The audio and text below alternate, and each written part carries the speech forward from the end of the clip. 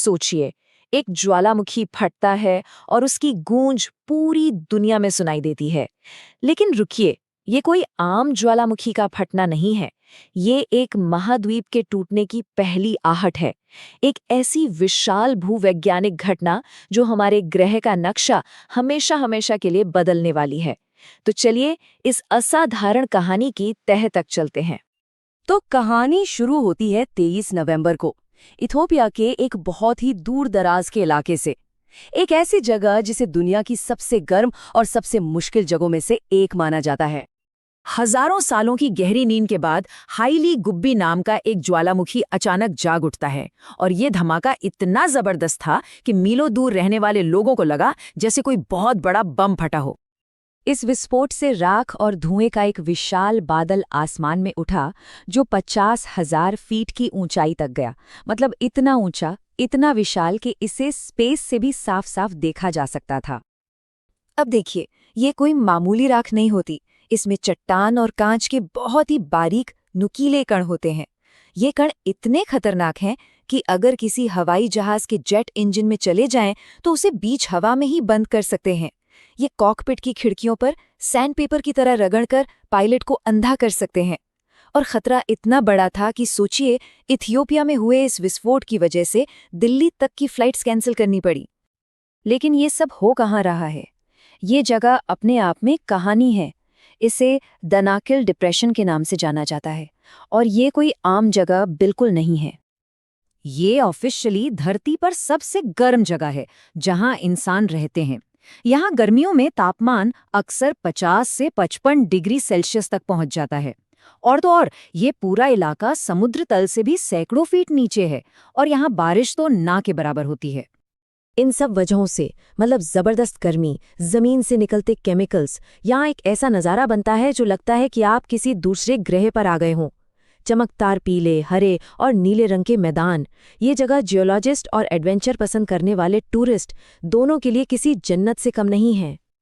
तो असली सवाल तो यही है ना, कि एक ज्वालामुखी जो 12,000 साल से शांत पड़ा था, वो अचानक क्यों फट पड़ा? इसका जवाब ज्वालामुखी के अंदर नहीं, बल्कि उस जमीन के बहुत नीचे छिपा है जिस पर यह खड़ा है। और यही इस पूरी कहानी का सबसे चौंकाने वाला सच है। अफ्रीकी महाद्वीप सचमुच 2 टुकड़ों में बट रहा है। अब इसे समझने के लिए जरा सोचिए कि हमारी धरती की जो ऊपरी सतह है वो किसी पहेली के बड़े बड़े टुकड़ों की तरह हैं। ये टुकड़े नीचे पिघली हुई चट्टानों के समंदर पर तैर रहे हैं। इन्हीं को टेक्टोनिक प्लेट्स कहते हैं और ये हमेशा बहुत धीमी गति से खिसकती रहती हैं।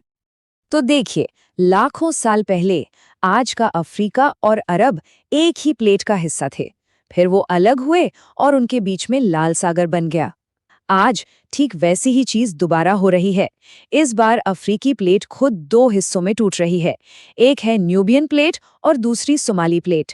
2005 में बनी वो 60 किलोमीटर लंबी दरार और हाल का ये ज्वालामुखी विस्फोट इसी महाविभाजन के ताज़ा सबूत हैं। जिस जगह ये ज्वालामुखी फटा है वो एक बेहद खास जगह है। इसे जियोलॉजिस्ट ट्रिपल जंक्शन कहते हैं। मतलब ख्याल कीजिए कि जमीन के नीचे 3 बहुत बड़ी प्लेट्स, अरेबियन, न्यूबियन और सोमाली, एक ही पॉइंट से 3 अलग-अलग दिशाओं में खिंच रही हैं। सोचिए कितना जबरदस्त तनाव पैदा होता होगा।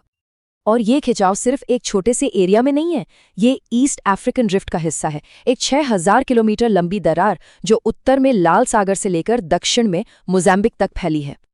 अफ्रीका की जो सबसे मशहूर जगह है ना, जैसे किलिमंजारो पहाड़, केन्या पर्वत या तंगानिका झील, ये सब ठीक इसी दरार पर मौजूद हैं।